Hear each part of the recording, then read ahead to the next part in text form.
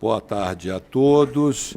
Inicialmente, saúdo os conselheiros que integram o colegiado, ministra Maria Tereza de Assis Moura, membro efetivo do Conselho da Justiça Federal, ministro Paulo de Tarso Severino, ministra Isabel Galotti, ministro Antônio Carlos Ferreira, desembargador federal Cássio Marques, desembargador federal Reis Fried, desembargadora Terezinha Casseta, desembargador hoje da sua última sessão, né? Hoje cumprir maravilhosamente seu mandato aqui, desembargador federal Thompson Flores, desembargador federal Rubem Canuto, hoje é vice-presidente do Tribunal Regional Federal da Quinta Região, substituindo o presidente, já sabatinado como membro indicado para o Conselho Nacional de Justiça. Igualmente, saúdo o juiz federal Fernando Marcelo Mendes, presidente da JUF, o doutor Luiz Cláudio Silva Alemão, representante do Conselho Federal da OAB, e o meu amigo cruzeirense, doutor Aurélio Virgílio Veiga Rios, representante do Ministério Público Federal. Seja sempre bem-vindo a esta casa. Saúdo a doutora Simone, secretária-geral, saúdo também todos as juízas e juízes federais presentes, cumprimento os servidores dessa casa e também cumprimento as senhoras e senhores que prestigiam essa sessão. Informo que os desembargadores federais Carlos Moreira Alves e Vladimir Carvalho não puderam comparecer à sessão por motivo justificado. Verificando o quórum, declaro aberta a sessão ordinária do Conselho da Justiça Federal. A apresentação, o nosso primeiro trabalho será a apresentação da LIA, que é hoje a lógica de inteligência artificial do Conselho da Justiça Federal. A LIA está tem como símbolo, que nós estamos vendo no teclado, essa corujinha de toga, aparecerá no canto direito da tela dos usuários externos e dos usuários internos do Conselho da Justiça Federal. Utilizando a computação cognitiva, a LIA aprende com dados, identifica padrões e toma decisões com o mínimo de intervenção humana pela integração de diversos sistemas e pelo fornecimento de uma interface simplificada à Justiça Federal. Para os usuários internos, a LIA informará contatos, fornecerá formulário para pedidos diversos, como férias e afastamento, bem como requerimento de transporte, auxiliará na identificação de procedimento administrativo relativo a temas específicos e na abertura de chamadas. Para os usuários externos, a LIA facilitará o acesso às informações, respondendo perguntas e localizando conteúdo específico, auxiliando substancialmente o serviço da ouvidoria.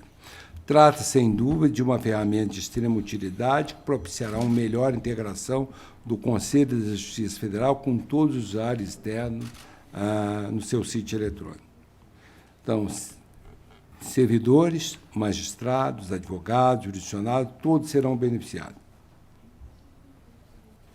E, assim que aprovado, será disponibilizado para o público externo. Então, dou minhas boas-vindas. A inteligência artificial, hoje, é um programa que nós temos que colocar dentro da Justiça. O STJ já iniciou o seu projeto Sócrates, e tem também o TEMX, e agora na Justiça Federal.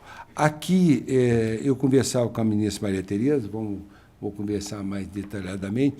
Para começo de agosto, a gente pretende convocar uma reunião de todos os chefes de TI para a gente discutir, inclusive, inteligência artificial num padrão nacional. Vamos pegar o que está sendo feito, o que tem de experiência, o que nós podemos somar para sair rápido um projeto que aplica a todos os tribunais. Então, vamos fazer isso logo na primeira quinzena de agosto. Então, eu passo a palavra aqui à Secretaria-Geral para a demonstração da LIA. Em verdade, nós vamos ter uma apresentação do sistema por um servidor da tecnologia. Senhor Diogo, por favor. Aliás, eu vou deixar uma encomenda à tecnologia aqui. Toda vez que tiver uma demonstração, ela se aparecer também na tela do ministro. A gente não depender da... Boa tarde a todos. Meu nome é Diogo. Para quem não me conhece, eu sou servidor do Conselho há 4 anos. Sou formado em Ciência da Computação pela Universidade Federal de Minas Gerais, com ênfase em Robótica e Inteligência Artificial, pós-graduado em Engenharia e Arquitetura de Software. Bom, mas hoje eu vim aqui para falar da LIA. A LIA, que é uma plataforma de inteligência artificial desenvolvida pelo Conselho. Antes de falar em detalhes o que é a LIA, eu vou falar um pouco qual foi a motivação para criá-la. Nós, inspirados pelo Flui, pensamos em fazer algo alinhado e que entregasse valor aos usuários e que fosse, de certo modo, amplo, genérico. Com base nisso, resolvemos fazer uma solução para facilitar a busca de informações e a gravação de informações e integrações com os diversos sistemas. E também inovar a TI com um projeto de inteligência artificial. Com isso surgiu a LIA. A LIA é uma inteligência artificial que interpreta e processa linguagem natural, ou seja, textos em português. E quando ela processa, ela consegue extrair qual é a intenção do usuário por trás daquele texto, a intenção e as palavras-chave. Então, com isso, de acordo com a lógica interna dela, ela consegue acessar qualquer dos sistemas que ela se integra para poder recuperar essa informação ou automatizar alguma tarefa. Por exemplo, resposta a questionamentos. Uma funcionalidade dela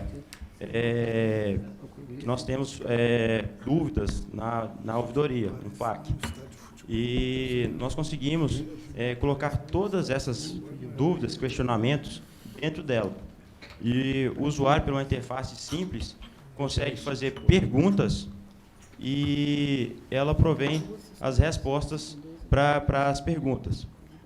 Algo interessante a se falar aqui é que, de acordo com o local que ela vai ficar, porque você pode colocar ela no portal, podemos colocar ela na intranet, colocar dentro do SEI, por exemplo.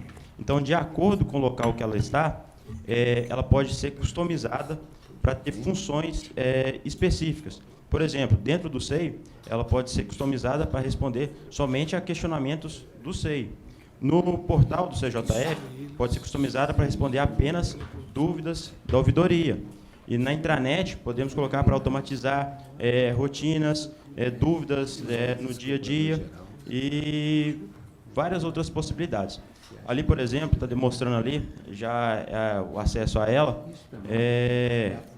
fazendo perguntas e ela provendo as respostas. O legal é que, como ela usa inteligência artificial, muitas vezes nós colocamos lá uma dúvida e cadastramos uma resposta para isso, mas ela aprende com o tempo. Então, você pode perguntar, às vezes, uma coisa que não tem nada a ver com aquela resposta, mas ela consegue fazer uma inferência de qual seria e responder de modo bem assertivo. Outro exemplo também que a gente trouxe aqui, que ela já está preparada, é para fazer formulários de requerimentos, ou formulários genéricos. Por exemplo, eu tenho solicitação de veículos. Você pode falar com a LIA, eu quero solicitar um veículo, quero solicitar um carro, algo do gênero. Ela consegue inferir isso e traz um formulário para você fazer a entrada de dados. Você colocando a pessoa, o horário que você quer, ou marcação de férias. Quero marcar minhas férias, quero férias. Ela infere o que é, traz um formulário para preenchimento e você consegue, ela detecta a intenção, que é marcar férias, e após preencher o formulário, ela sabe, marcação de férias é em qual sistema? É no SEI. Então, ela vai, através de uma integração que ela tem, no SEI, e insere essas informações, criando um processo. Outro exemplo, agenda funcional. Ela já está totalmente integrada à nossa agenda funcional. Então, a gente pode buscar por nomes não só de servidores, mas de terceiros e de estagiários, que ela varre a agenda e traz a pessoa que você deseja. Ela, em caso de mais de uma pessoa, ela mostra a foto, você consegue selecionar e traz informações como a MAU, matrícula, a lotação, o e-mail. E a gente já está em desenvolvimento a agenda de compromissos nessa funcionalidade. Então, você busca a pessoa por ali e já vê os compromissos dela no dia, na semana, e marca uma reunião por ali mesmo. Isso é uma funcionalidade que está em desenvolvimento e nós estamos preparando já. E, assim, essa solução é uma solução muito poderosa, porque ela é uma solução de integração. Então, a gente consegue integrar ela com diversos sistemas. Ela é tão poderosa quanto os sistemas que estiverem integrados.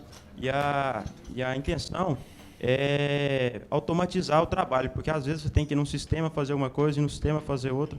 Então, ela faz isso de modo automatizado, em um passo só, em uma interface única, que é bem simples. Como possibilidades, a gente vislumbra aqui alguns exemplos. Integração com a jurisprudência, porque ali você insere o texto da dúvida, pode ser você perguntando ou um texto escrito, ela analisa e busca a jurisprudência que se relaciona com aquilo. Ou uma busca processual, buscar o nome das partes nos diversas bases de processuais, integração com o RH e outras. Já tem em andamento também o desenvolvimento de uma versão que reconhece comandos por voz, por comodidade. Então, você pode, através do versão futura, um celular, falar por comandos de voz e ela responder para você. E a intenção nossa é, com ela, integrar todas as bases de questionamentos, dúvidas, em um único lugar e fornecer isso como uma solução para toda a Justiça Federal, que fica um único ponto de manutenção e de fácil acesso. Claro, eu listei algumas ali, mas existem várias outras possibilidades que, se eu fosse listar, não teria tempo. Bom, ali é isso. Obrigado pela oportunidade de apresentar aqui. Quem tiver dúvidas, pode nos procurar na TI, que estaremos abertos a responder qualquer dúvida e mostrar o funcionamento dela. Obrigado. Agradeço a participação do Diogo e agora vamos dar sequência à votação, aos processos inscritos em pauta. No primeiro, é da minha relatoria, eu estou votando pela aprovação da minuta de resolução, que altera o artigo 70 da resolução CJF número 4, de 2008, para garantir a todos os servidores que preencherem os requisitos de concessão do auxílio moradia o ressarcimento até o valor de 1.000. Esse aqui nós tiramos, né? Não. Após o voto relator pela aprovação da proposta de resolução, aqui o ministro Antônio Carlos já me antecipou que pedirá vista. Então, após o voto relator pela aprovação da proposta de resolução, pediu vista antecipada o conselheiro ministro Antônio Carlos Ferreira. O número 2 é a proposta de resolução que dispõe sobre a instituição do manual de acessibilidade a ser aplicado nas edificações da Justiça Federal. Eu estou votando pela aprovação, como todos manifestaram, não tem aqui no computador nenhum destaque, eu vou proclamar o resultado. O Conselho, por unanimidade, aprovou a proposta de resolução e o manual de acessibilidade a ser aplicado nas edificações da Justiça Federal. Aqui nós estamos purgando uma mora. Já era tempo de a gente ter resolvido essa questão da acessibilidade. O número 3, nós estamos adiando o julgamento. O 3643-15, que é de minha relatoria. É a alteração da resolução 83/2009 e 550 do CJF, que dispõe sobre a alteração da resolução 261. O número 4, também estamos adiando o julgamento. É o 067-45, é a proposta de alteração da Resolução 583, que dispõe sobre a concessão, aplicação de prestação de contas e suprimento do fundo no âmbito do Conselho da Justiça Federal.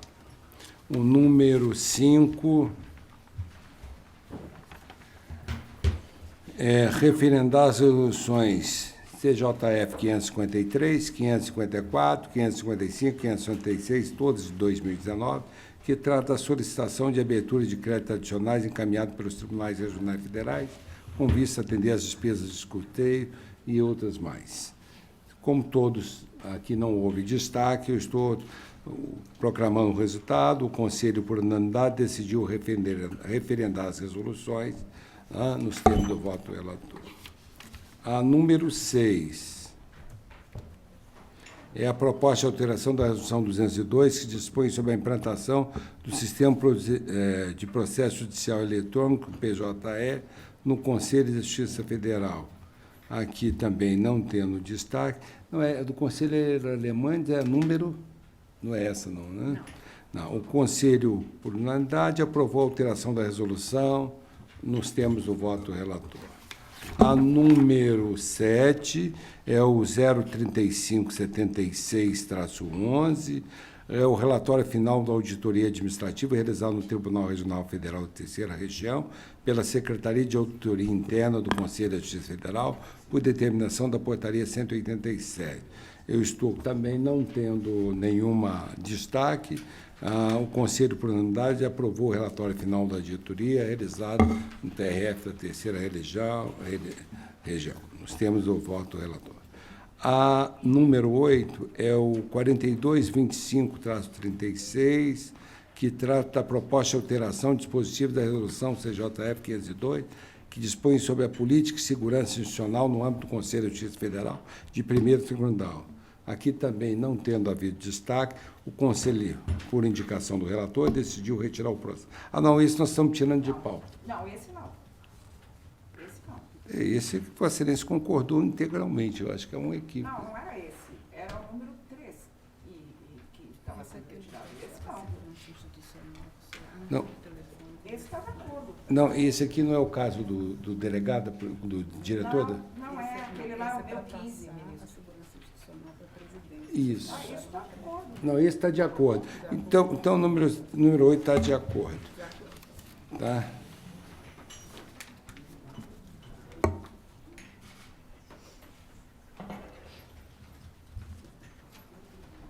O número 11 é o 2710-66, recurso interposto por Diego Gil de Carvalho Costa, contra a decisão por delegação de juiz auxiliar da Corregedoria Geral da Justiça Federal, determinou arquivamento de procedimento por falta de atribuição da Corregedoria Geral para tratar da matéria. Aqui também todos manifestaram de acordo, não tem nenhum destaque no sistema. Proclama o resultado, o Conselho, por unanimidade, negou provimento ao recurso para manter a decisão que determinou o arquivamento do procedimento.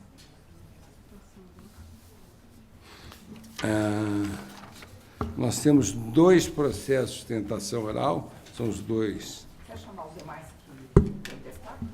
Quer chamar os demais sem destaque? Quero. Que são o 12. Os da ministra Maria Tereza. Então, o 11... O 11 já está chamado. O 11 negou o provimento. O 12 também, o Conselho julgou improcedente o pedido. O 12 é o... Então, o 11 é o 2710-66. Ok. O 12 é o 307-01. A relatora vota pela improcedência do pedido do controle administrativo. Ok? Improcedente, portanto, a unanimidade nos termos do voto da relatora. O 13 é o 1396-21. Eu julgo improcedente o pedido. É o procedimento proposto pela OAB na sessão do Estado da Bahia, por meio do qual possui que decisões judiciais e intimações processuais que tramitam no sistema processual eletrônico sejam divulgadas no Diário Eletrônico da Justiça Federal. Esse caso, nós conversamos com o conselheiro José Pian. A ministra Tereza justifica que, no âmbito do PJE, a intimação é válida, do jeito que fez, mas nós vamos trabalhar para modificar e viabilizar, como ele solicita, a publicação de diário eletrônico. É uma questão de modificação no sistema, faremos a posterior. O 14 é o 220-15, o procedimento de controle administrativo apresentado pelo juiz federal Marcos Vinícius Figueiredo de Oliveira Costa contra os atos editados pelo TRF da 2ª Região, relacionado à indenização de férias, designado para plantão no final do ano e compensação. O Conselho, aqui também não tem destaque, a relatora vota pela prejudicialidade do pedido de invalidação do artigo 137 da Corregedoria Regional do TRF da 2ª Região e pela improcedência mais pedido. Como não houve destaque, estou, então, proclamando o resultado, né?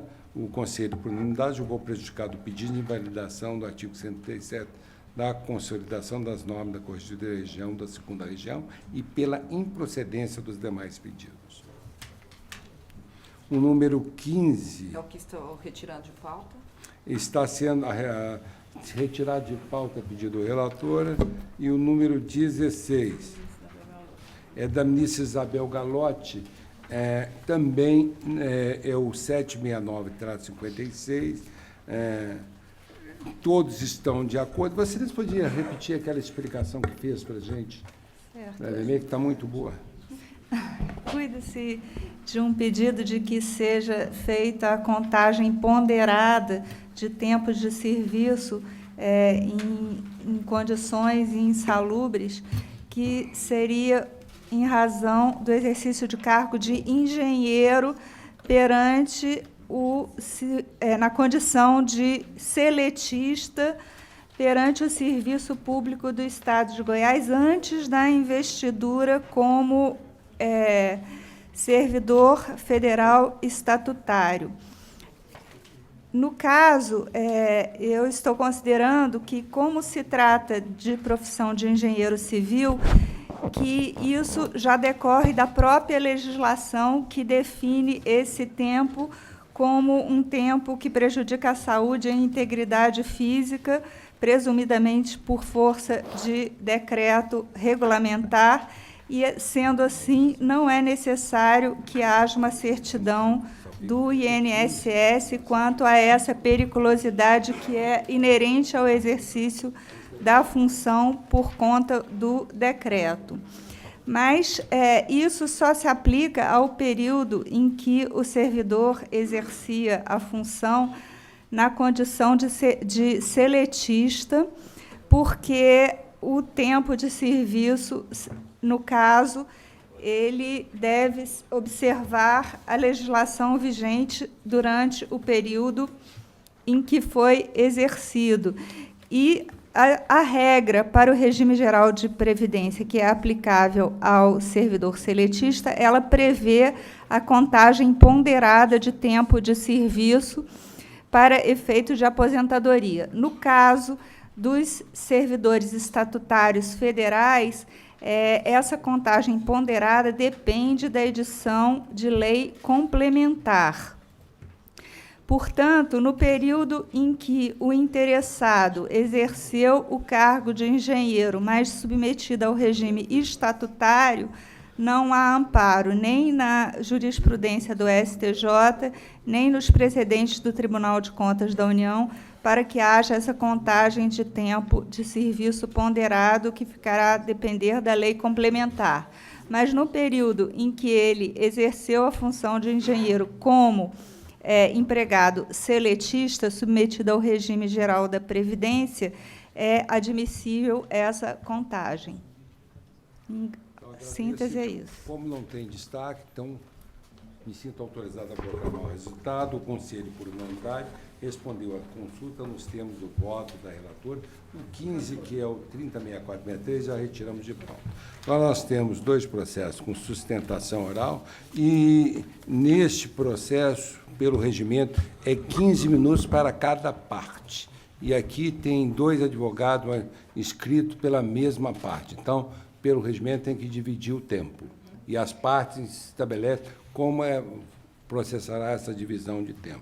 No primeiro caso, o número 9 da pauta, o processo 148 e 45, ok? Consulta apresentada pelo TRF da Primeira Região acerca da aplicação do acórdão proferido no recurso extraordinário 638-115 do Ceará, relativa às parcelas do 5º décimo incorporado pelos servidores do CJF e da Justiça Federal de primeiro e segundo grau, no período de abril de 98 a setembro de 2001.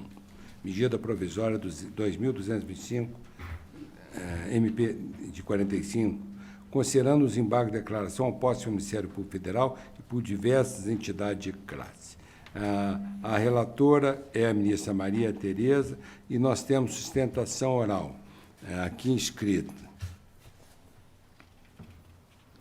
Doutora Yasmin Iogo Ferreira e doutora Rudimeira Cassel e Yasmin Iogo Ferreira. Eu indago como vamos distribuir o tempo, meio a meio, 10 e 5, são 15 minutos. 10 e 5, Excelência, começando por mim. Como? 10 minutos e 5 minutos. 10 para Vossa Isso. Excelência e 5 Isso. para a doutora Yasmin, isso? Exatamente. Então, indago Vossa Excelência e dispensa a leitura do relatório, que temos todos em tela. Sim. Então, Vossa Excelência tem a palavra. Senhor presidente, senhora relatora, excelentíssimos senhores conselheiros, eu cumprimento a Vossas Excelências, representantes da OAB, da JUF, Ministério Público. E o que temos aqui é uma situação que veio reiteradamente à pauta e foi retirado ou adiado em função de ainda pender o julgamento de um recurso extraordinário, o embargo de declaração no recurso extraordinário, que é o 638-115, no Supremo Tribunal Federal.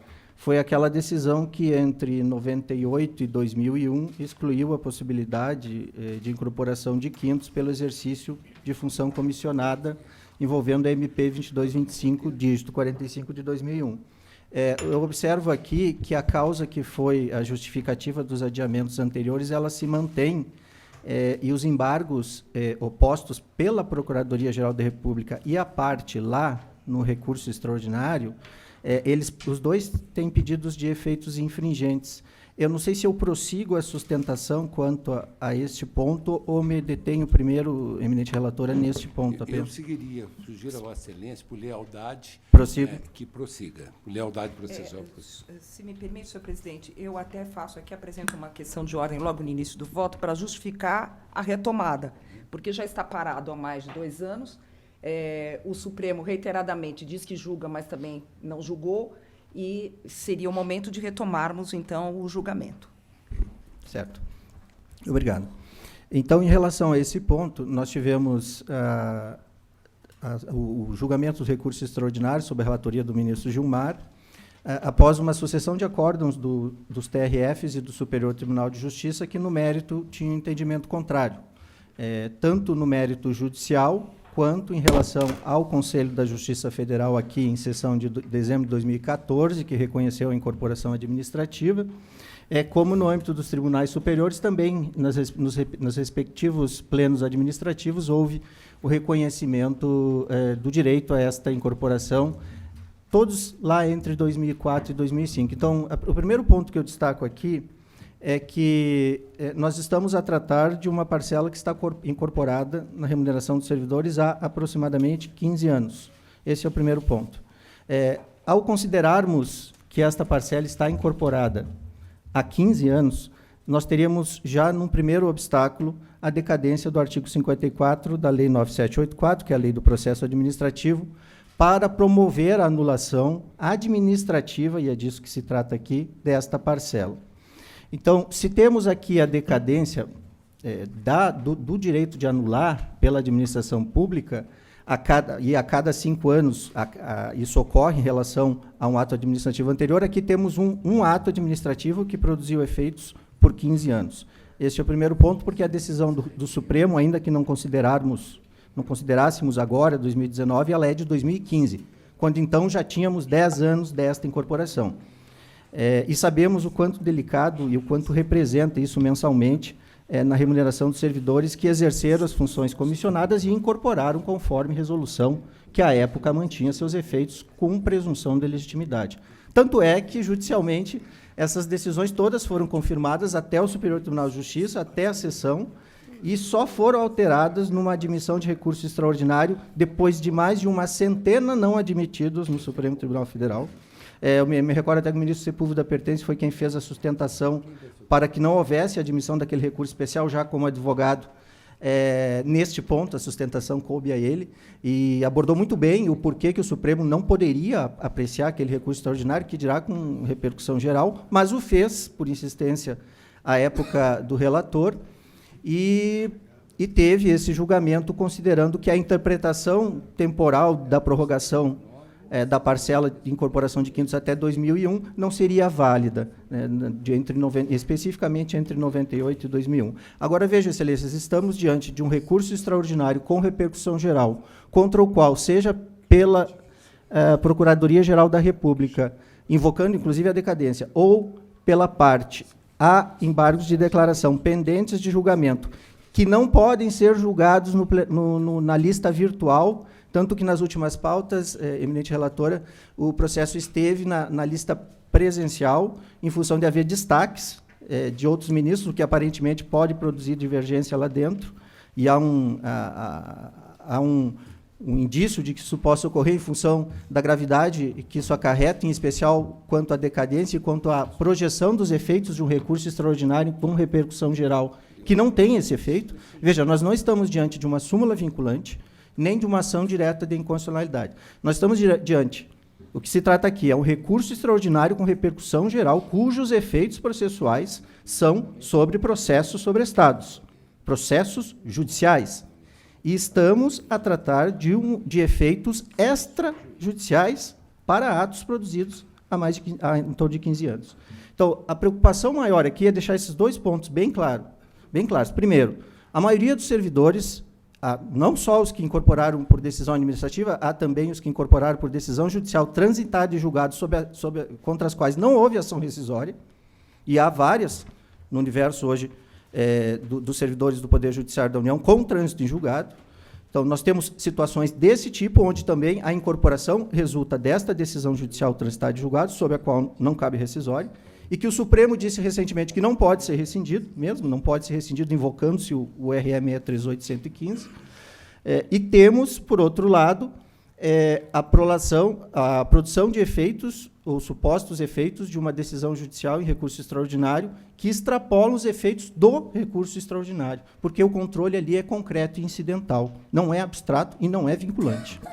Então, o que hoje os sindicatos que nós representamos, que fizeram intervenção aqui de servidores, querem trazer são esses dois pontos. Por segurança jurídica, ainda que o Supremo tenha pautado e adiado, ele ainda está com o processo para ser julgado em embargos de declaração e com destaques para apreciação em plenário.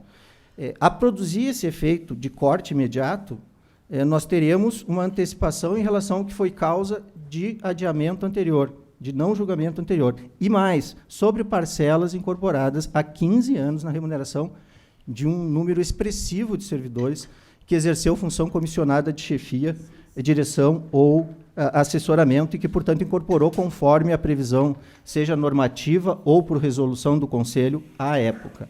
É disso que tratamos. Eu peço a Vossas Excelências, encerro aqui este ponto, não sei quanto tempo tomei, que respondam pela manutenção, primeiro, pela manutenção do adiamento, mas, neste caso, seria a votação em relação à questão de ordem para aguardar o julgamento supremo, ou, se ultrapassada essa questão, que, então, no mérito, seja mantida a incorporação até que decisão posterior seja produzida nesse sentido. São esses os esclarecimentos que eu vim a trazer. Obrigado pela atenção de Vossa Excelência. Ok, agradeço a participação do doutor Rudimeira Cassel e convoca a doutora Yasmin Iogo Ferreira, que terá mais 6 minutos.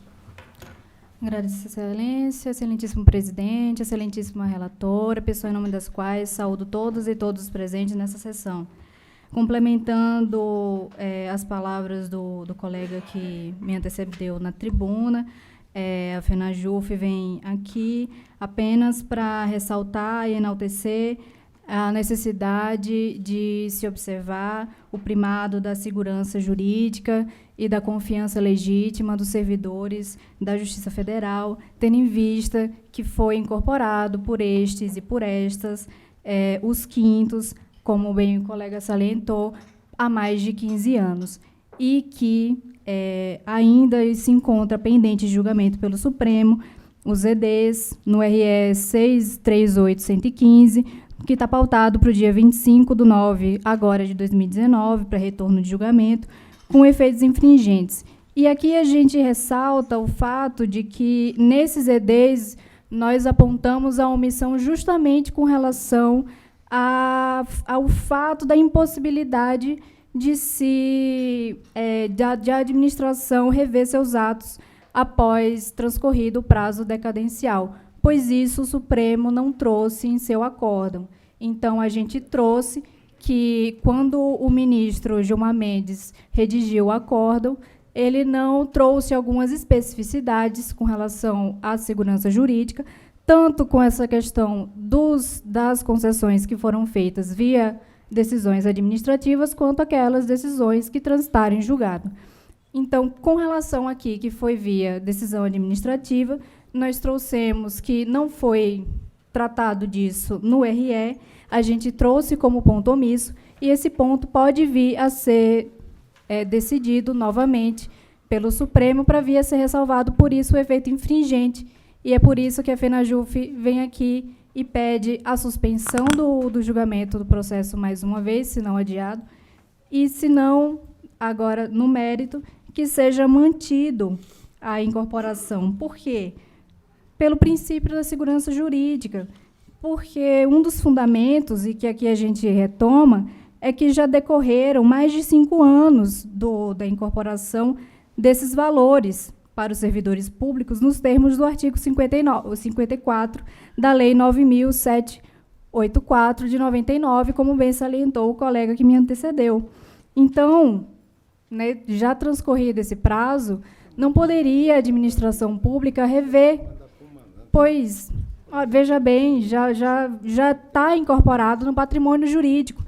E não cabe aqui trazer o fato que o ministro Gilmar Mendes trouxe em seu voto, que se trata de parcela de trato sucessivo, passível de ser revista, pois não é, os quintos foram incorporados uma única vez. O fato gerador é um só, já foi incorporado, foi um só naquele passado.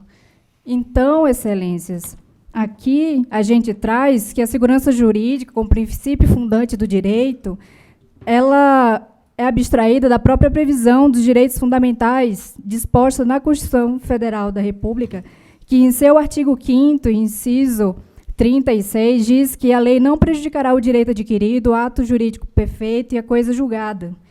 E, dessa forma, a partir de tal princípio fundamental, tem-se que, em caráter objetivo, há necessidade de respeito, principalmente por parte da administração pública, dos atos que, em momento posterior, venham a ser considerados como irregulares, tal como foi feito pelo julgamento pelo STF, que, no mérito, declarou a inconstitucionalidade da incorporação dos quintos.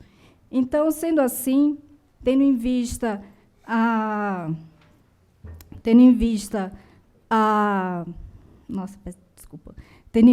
que já foram decorridos mais de 5 anos da incorporação dos quintos pelos servidores dessa casa e também do Judiciário Federal, a FENAJUF requer que sejam mantidas essas incorporações e, assim, seja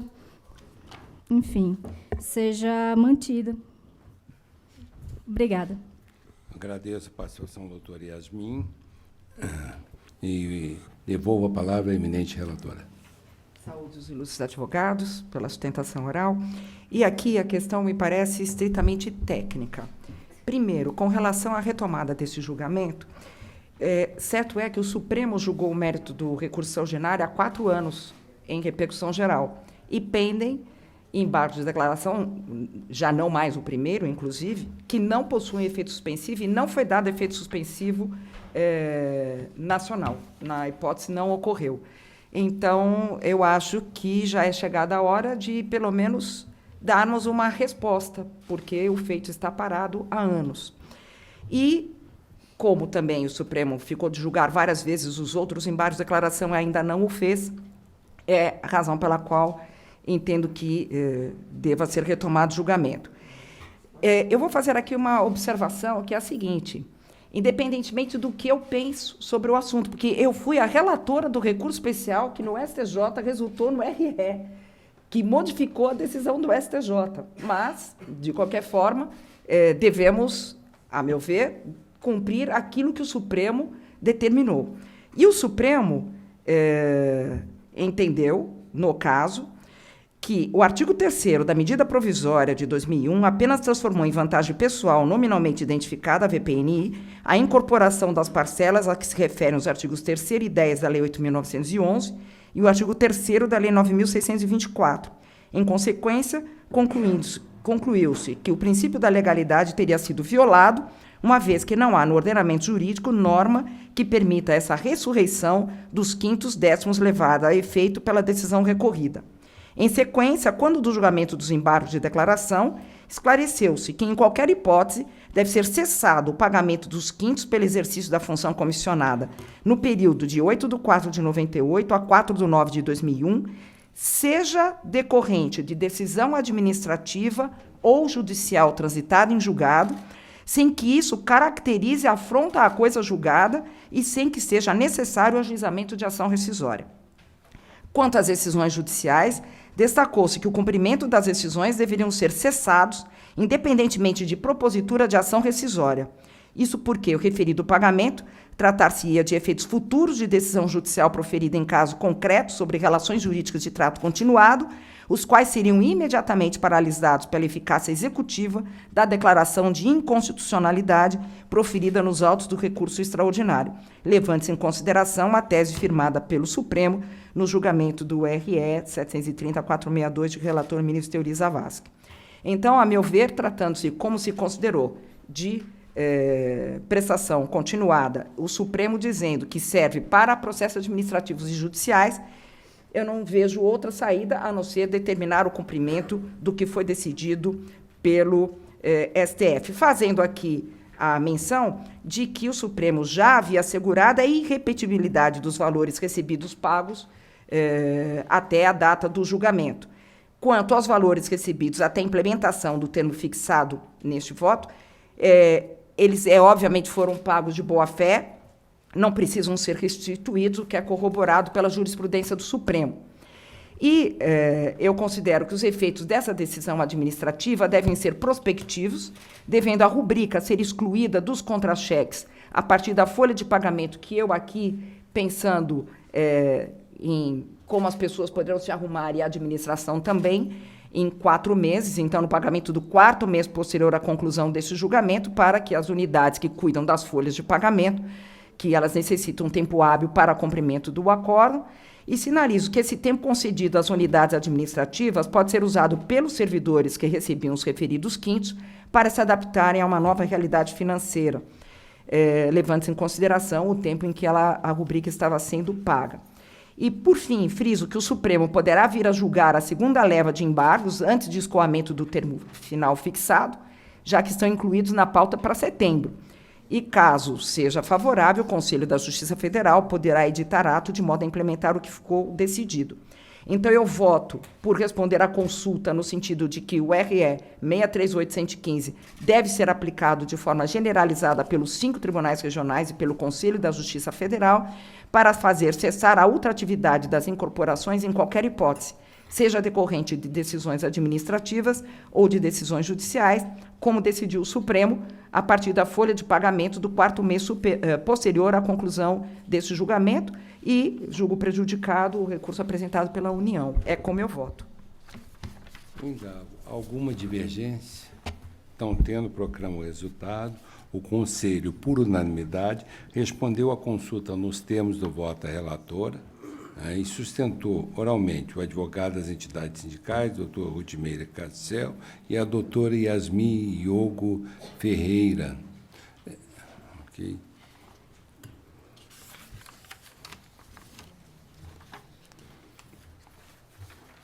O próximo processo é o 524-29, 2019, com sustentação oral escrita Eu até quero me esclarecer. O doutor Fernando Olavo Sadi de Castro está presente. É Vossa Excelência que fará a sustentação oral ou a parte, o juiz federal?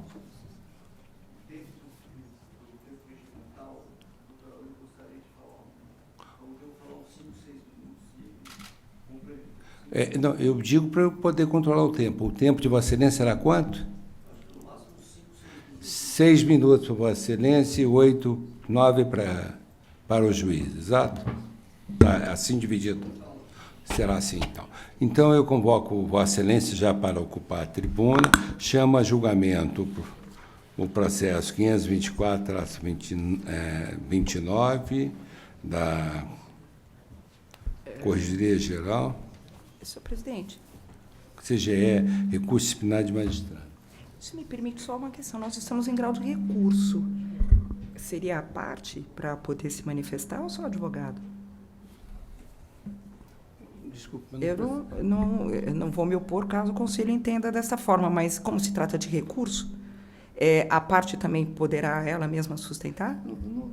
Não tem problema? Me parece que... Então, tudo bem. Só para eu poder saber, porque eu nunca me deparei com uma situação dessa. Honestamente, eu não sei. A lei não assegura no administrativo a parte poder acompanhar todo o seu processo? Sim, mas sustentação oral é que eu tenho dúvida. Mas se acharem que também é o caso, para mim não há problema nenhum. É que eu nunca me deparei com uma situação dessa. Presidente, na intimação, desculpa, a intimação que foi feita para o doutor Haroldo, coloca que se ele quiser prestar esclarecimentos, poderia ser feito.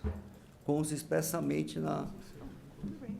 Porque no CNJ, às vezes, eu vejo a própria parte sustenta. Aqui, se eu não estou enganado, já teve um precedente de parte. Não sei se Não há problema, podemos seguir. É, É porque eu nunca me deparei com uma situação eu dessa. prefiro conceder do que dar uma nulidade por causa de 5, Claro, 6 sem problema. Né?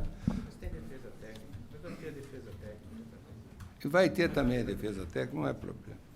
Agora, Vossa Excelência me inculpou, eu vou mandar investigar. Não, isso. não há problema, Porque, vamos seguir em frente. Na Justiça do Trabalho pode fazer no primeiro grau, mas não pode recorrer. No juizado também é no primeiro grau, né? Mas do recursante é advogado. Aqui, no procedimento administrativo, eu terei que olhar. Não há problema. É que eu nunca Honestamente, tinha me deparado com é uma que eu não situação sei. dessa. Mas vamos assim, então. Vamos Então, eu assim. passo a palavra... E a conselheira Terezinha? Suspeição. Bom, constando a suspeição da conselheira Terezinha Caceta. Então, eu passo a palavra ao doutor Fernando Olavo Sadi de Castro, pelo tempo de 6 minutos. Primeiramente, eu saúdo presidente do STJ e desse secretário de conselho, o ministro João Otávio de Noronha, vice-presidente do STJ e corregedora-geral de Justiça, doutora Maria Tereza, ministros do STJ, presidente de todos os TRFs, em especial, homenageio a todos, cumprimento a doutora Terezinha Caserta, que é do tribunal de onde eu comecei a minha advocacia, ilustre representante do Ministério Público, demais servidores, advogados, presidente da JUF, doutor Fernando Marcelo Mendes, e o representante do ilustre Conselho Federal da Ordem.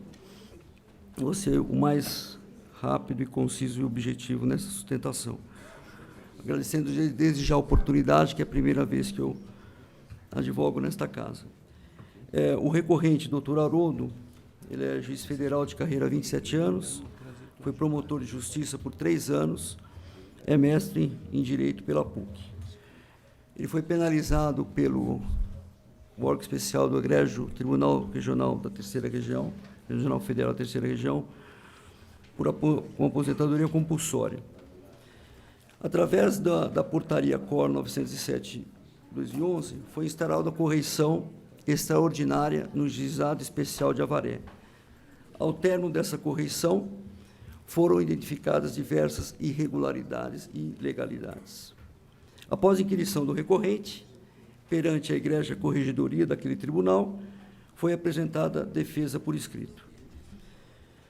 Apresentada a acusação em face do recorrente, nos termos da Resolução 135 de 2011 do Conselho Nacional de Justiça, onde apresentou defesa prévia.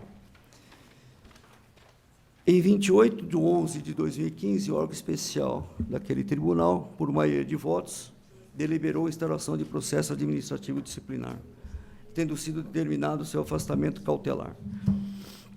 Após todo o trâmite processual, em sessão de 13 de 9 de 2017, o órgão especial o afasta a preliminar de prescrição e julga parcialmente procedente a acusação, condenando o recorrente às seguintes imputações: uso indevido de viatura oficial por servidores e para fins particulares, irregularidades na comprovação de residência para fins de apuração de competência territorial e análise de prevenção, coisa julgada, preferências processuais concedidas indevidamente a membros de religião, irregularidades relativas a perícias, preferência a membros de religião para a contratação de terceirizados, utilização de serviços de terceirizados para serviços particulares durante o expediente. E, por último, viagens não autorizadas. Primeiramente, a defesa do Dr. Haroldo salienta que entende a desproporcionalidade da pena imposta ante as irregularidades a ele imputadas. O primeiro ponto de defesa, em preliminar, seria a questão da prescrição da pretensão punitiva. Porque, formalmente, a investigação contra o Dr. Haroldo se inicia com a Portaria COR 907 de junho de 2011. Mas os fatos foram de conhecimento da administração pública já no ano de novembro de 2010. E logo depois dessa instauração dessa portaria, foi criada uma força-tarefa em maio de 2011. E nela, no relatório de instauração, está prescrito textualmente que a administração pública teve conhecimento dos fatos já em novembro de 2010. Ora, a instauração definitiva do PAD se dá em 31 de 8 de 2016. Então, no entender da defesa, ocorreu a prescrição da pretensão punitiva do Estado. Bom,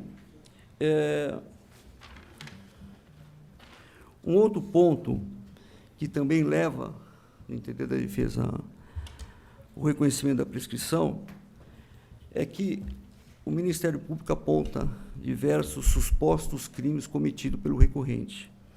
E se nós os tipificarmos como crime abstrato, essas que são, no nosso entender, meras irregularidades, todos também já estariam prescritos. Prevaricação, advocacia administrativa, abuso de autoridade, não foi imputado na ação penal, já estariam todas prescritas. Estelionato qualificado, falsidade ideológica, foram considerados atípicos pelo órgão especial do TRF3. Corrupção passiva, não há descrição das condutas que se subsumiriam a esse crime. Falsa perícia, não se identifica quais seriam as condutas.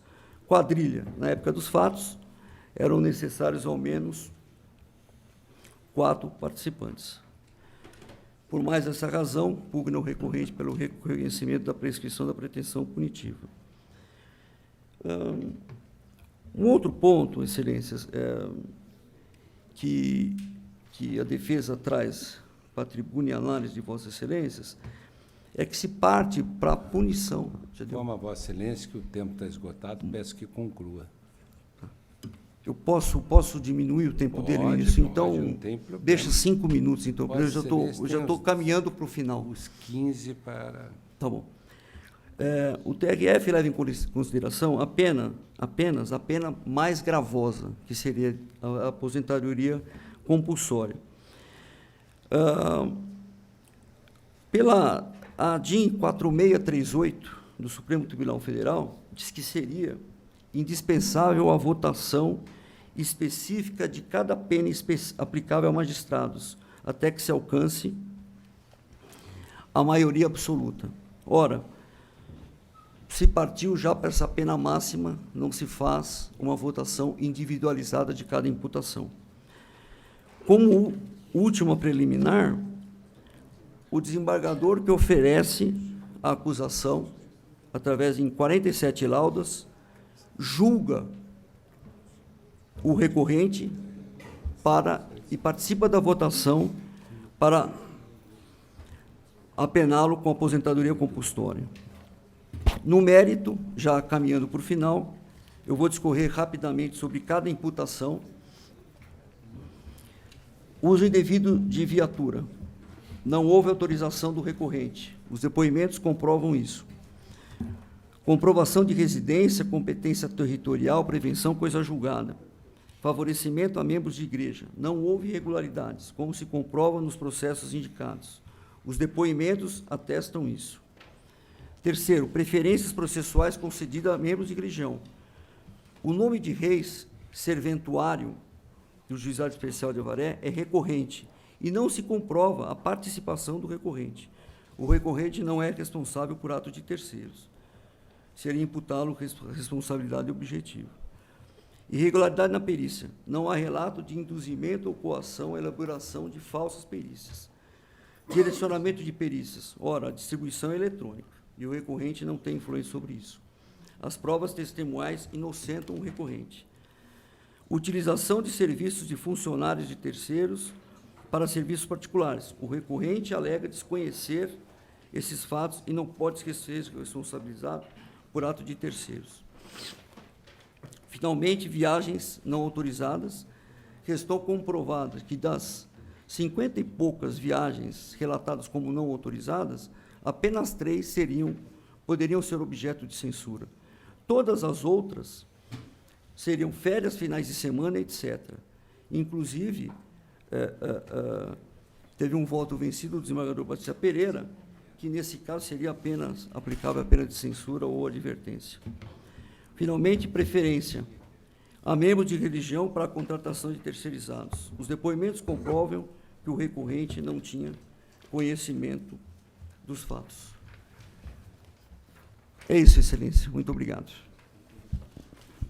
Vossa Excelência usou 9 minutos e 30 segundos, então tem 5 minutos e meio para o nobre, para a parte.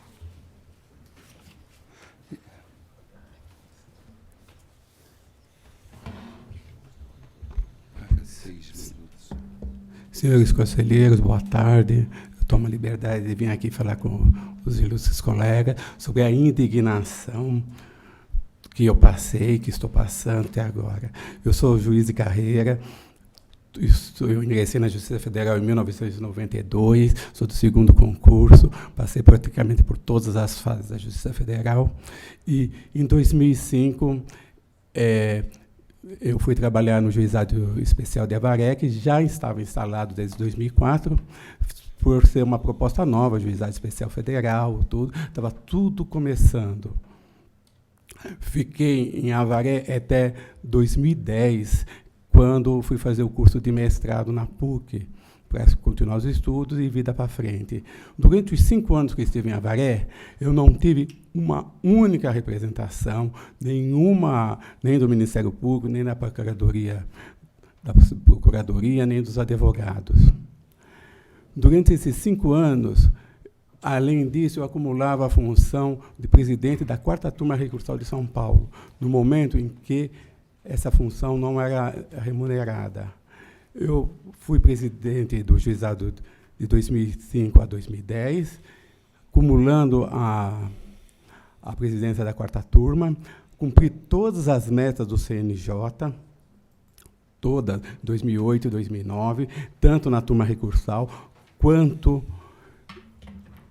no Juizado Especial Federal de Avaré. Em Avaré, eu recebi as melhores honrarias da cidade. Recebi o título de cidadão avareense, recebi a medalha Meneco Dionísio, pois fazíamos um trabalho árduo e duro.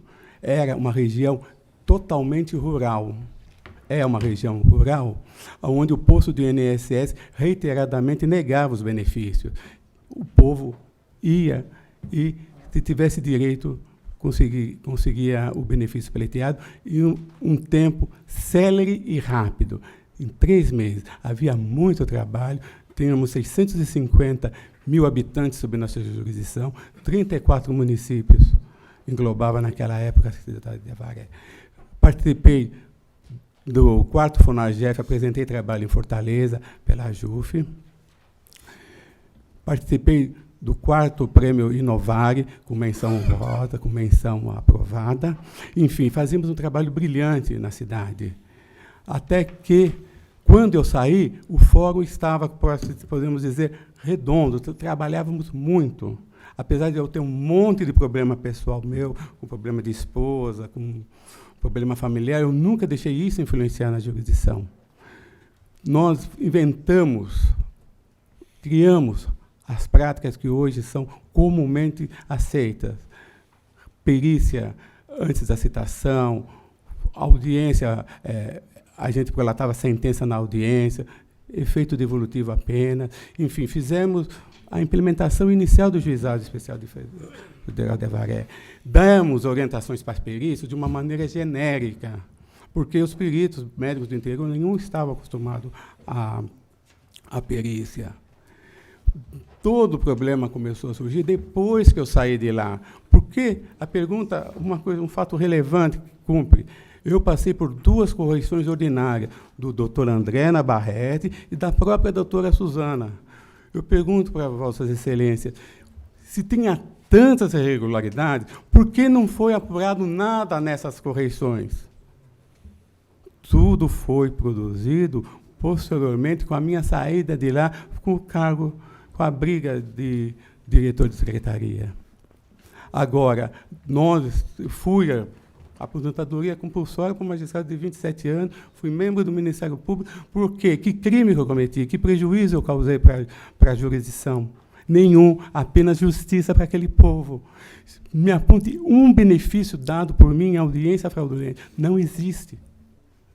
Perícia falta, acusa tudo genericamente por ouvir dizer. Por quê? Porque nós criamos muitos inimigos em Avaré. Os procuradores do próprio INSS, os nossos carrascos. Colegas, senhores, por isso eu venho a esse tribunal, peguei 18 horas de ônibus para falar dessa nossa angústia, para que esse tribunal faça justiça. Muito obrigado, senhores. Agradecendo a sustentação oral, da parte, eu, então, passo a palavra à relatora.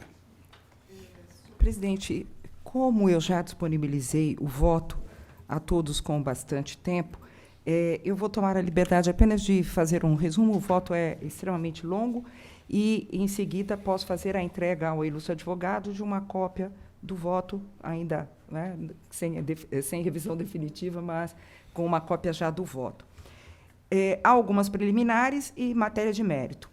Preliminar de impedimento do desembargador federal que atuou no julgamento do PAD, pode-se, em tese, até considerar, na medida em que ele emitiu um parecer pela emissão, conduziu a sindicância, emitiu parecer pela emissão do processo disciplinar, pronunciou-se pela responsabilidade do sindicado e participou do PAD. Mas a jurisprudência é remansosa no sentido de que, se quer no processo judicial, o impedimento do julgador vogal é causa de invalidação da decisão, se insuficiente para alterar o resultado do julgamento. Aqui, no caso, a decisão foi adotada por maioria absoluta, mesmo descontando o voto do julgador, em tese, supostamente impedido, e eu não vejo, então, a nulidade. A segunda preliminar é de arguição de nulidade do acórdão pela aplicação de sanção mais gravosa sem a devida fundamentação. Aqui, no caso, eu digo que a maioria absoluta dos votos contra a aplicação da pena de aposentadoria compulsória foi obtida. Não era necessária ulterior votação em destaque quanto à pena.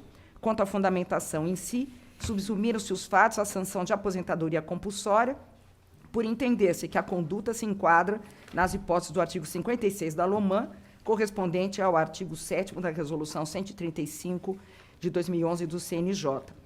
E argumentou-se aqui, eu não vou precisar repetir, quais teriam sido as condutas do magistrado, como motivação, e a pena foi explícita, clara e congruente, não vejo também nulidade. A prescrição, que é de 5 anos, também aqui eu não vislumbro, eu faço todo uma análise de todas as possibilidades do que foi suscitado em relação ao prazo. O processo foi aberto dentro do prazo, a questão de que a administração teria tomado ciência anteriormente. Isso se trata de uma notificação levada na polícia a respeito de uma prisão de uma pessoa que a administração, obviamente, não sabia, e o fato aconteceu, foi tomado ciência a partir da ida para a correição. Eu examino toda essa questão no voto, como Vossas Excelências já puderam ver do que eu disponibilizei, e eu também afasto a ocorrência da prescrição. Então, impedimento, falta de fundamentação e prescrição, eu afasto. E no que diz respeito ao mérito, como bem salientado pelo ilustre advogado na tribuna, e eu não vou precisar reproduzir, são 7 as condutas tidas como irregulares, e eu analiso aqui no meu voto cada uma dessas condutas. Eu entendo que as infrações estão devidamente comprovadas e que cada uma das infrações seria suficiente para a aplicação da pena máxima e, dentro do que se verificou demonstrar da conduta do recorrente, que eu aqui não vou descer às minúcias, está no meu voto e está no voto que todos puderam ver. O que se entendeu foi pela aplicação da pena máxima e, portanto, ele foi sancionado com aposentadoria compulsória e, no caso concreto, as infrações, como eu disse, atendem a esses requisitos para a pena máxima. E, portanto, eu não vejo razão para abrandar a penalidade aplicada, razão pela qual eu nego o provimento ao recurso. Aos pares. Alguma divergência? Em não havendo, proclamo o resultado. O Conselho, por unanimidade, decidiu não acolher as preliminares e, no mérito, negou provimento ao recurso, declarando-se suspeita a conselheira Terezinha Casero. Sustentou oralmente o recorrente, doutor Haroldo José Washington, e seu advogado, doutor Fernando Olavo Sadir de Castro.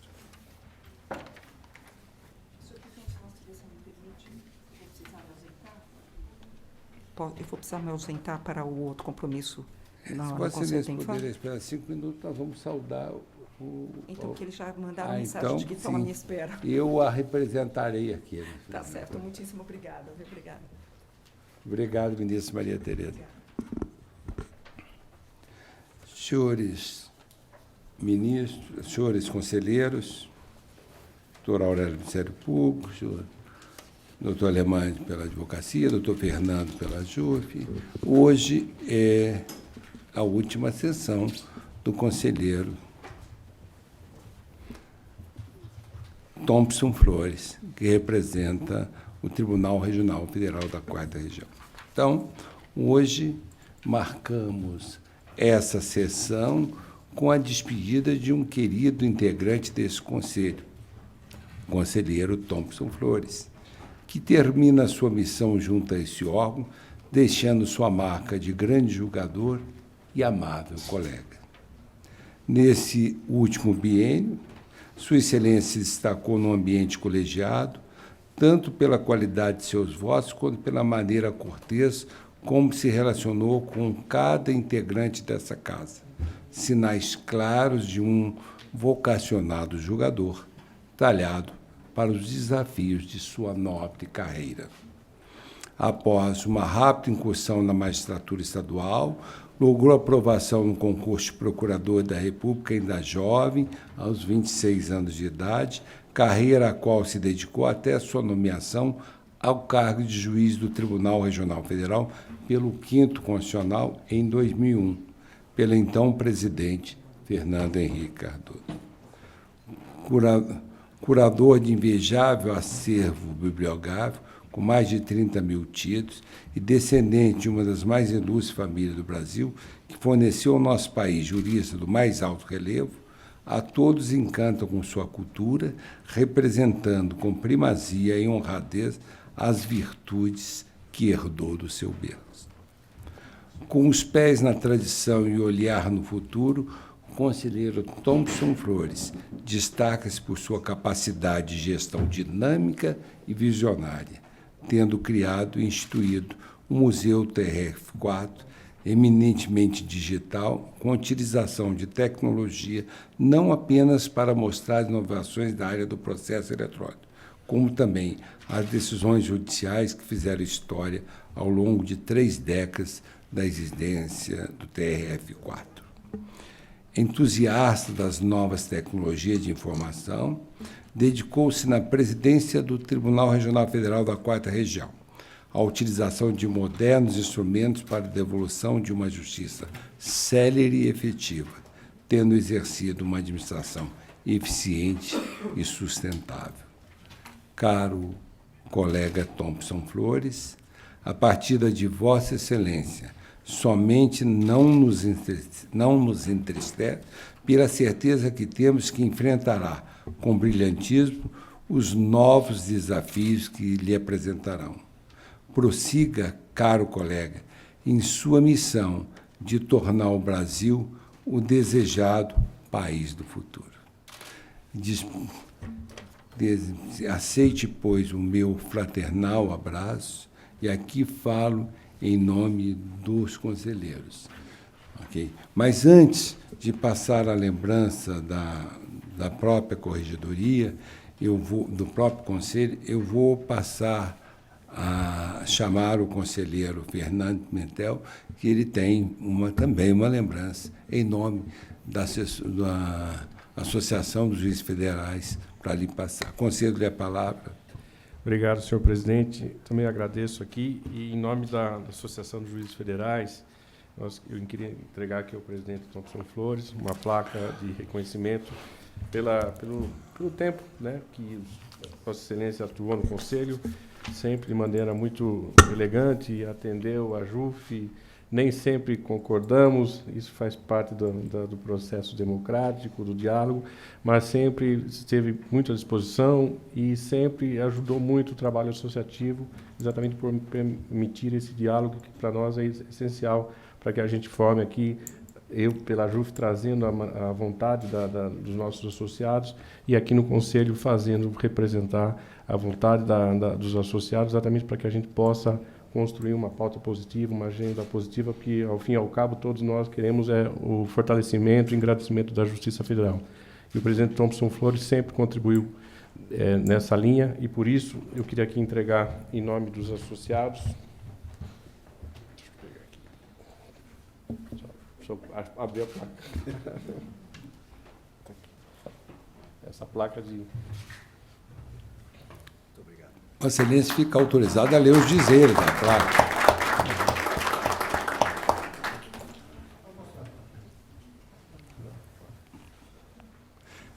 Manda para dizer, estou demonstrando. Eu não enxergo de longe, então eu vou pôr na tela. Isso que é dinâmico.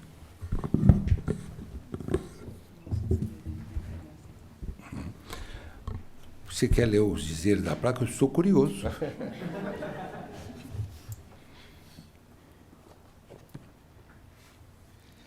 A Associação dos Juízes Federais do Brasil, a JUF, homenageia o desembargador federal Thompson Flores pelo período como conselheiro do Conselho da Justiça Federal e pelos relevantes serviços prestados à sociedade brasileira e à magistratura federal. Brasília, junho de 2019. Obrigado. Eu convido gaúchos, briga com gaúcho, mas não brigue com um, que todos brigarão com você. Então, eu convido o ministro Paulo de Tarso Sanseverino para, em nome do Conselho, entregar a placa de homenagem ao conselheiro Carlos Eduardo Thompson Flores.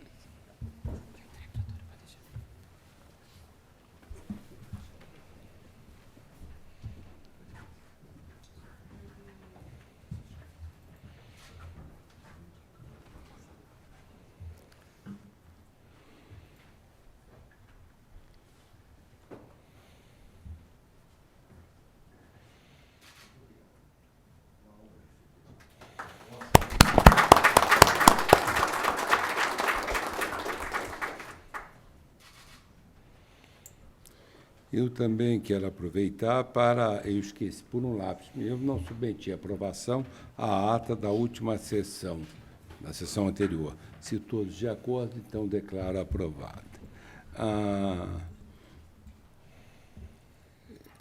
nós vamos encerrar, mas eu convido todos os conselheiros para ao centro a gente tirar uma fotografia da atual composição. Depois, com os recursos digitais da fraude eletrônica, nós vamos inserir a ministra Maria Tereza na foto. Senhor presidente. A próxima sessão, nós vamos tirar uma foto. Desculpa. Eu não poderia cometer essa descortesia, senhor presidente. Não, eu é que estou aqui por um segundo equívoco, deixando de passar a palavra ao homenageado.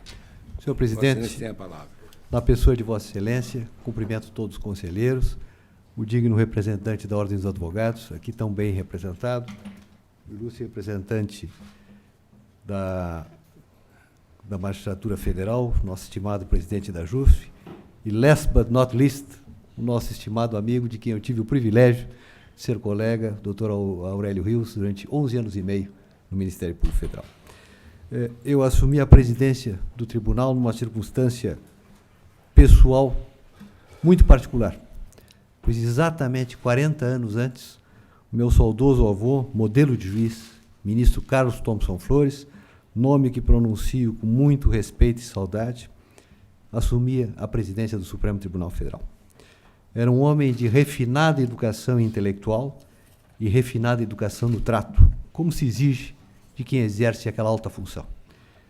Dele herdei o seu grande nome e tenho feito todo o possível no estudo e na forma de seguir os seus passos na magistratura. E, como dito por Vossa Excelência, a família Thompson Flores, ele sempre me dizia, o primeiro Thompson que vestiu a toga foi no começo do século XVIII. Então, isso sempre nos trouxe muito orgulho, mas também muita responsabilidade. E é assim que eu a tenho encarado e exerço a magistratura e o Ministério Público durante 32 anos, sem nunca ter me afastado dessas elevadas funções.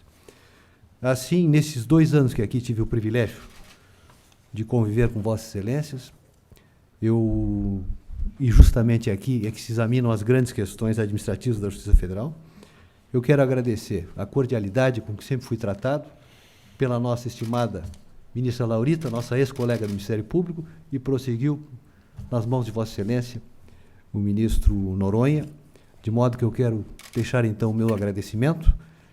E, se Vossa Excelência me permite, senhor presidente, eu gostaria de fazer um registro particular, que é uma homenagem e um agradecimento muito especial aos servidores desse órgão.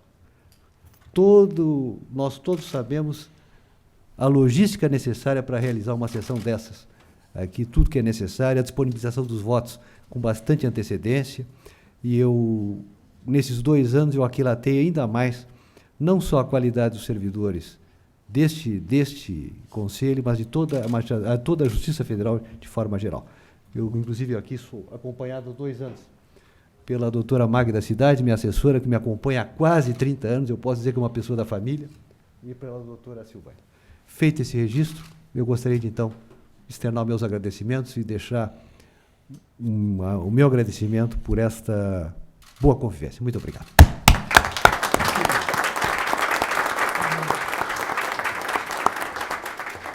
Saiba, Vossa Excelência, que a participação de Vossa Excelência neste Conselho sempre foi motivo de júbilo para todos nós, juízes brasileiros, somente da Justiça Federal. Sucesso para Vossa Excelência no retorno ao tribunal, agora ao exercício mais apropriado da jurisdição, porque, como presidente, nós temos uma grande atribuição administrativa, e tenho certeza que Vossa Excelência, como já disse nas minhas palavras iniciais, continuará a agradecer em muito o nome da Justiça Federal, sobretudo do Tribunal Regional Federal da 4ª Região. Posto isso, eu declaro encerrado esta sessão, convido todos agora para tirarmos com o desembargador Carlos Thompson Flores uma fotografia e, como disse, depois inseriremos pelo sistema digital a ministra Maria Tereza, ok? Então, vamos todos ao centro e muito obrigado. Agradeço a presença de todos, o doutor Aurélio pelo Ministério Público, o conselheiro Alemão, pela Ordem dos Advogados do Brasil, o doutor Fernando Mendes pela Associação dos Juízes Federais, Agradeço a participação das senhoras e senhores funcionários, doutora Solange. Muito obrigado e declaro encerrado o nosso trabalho.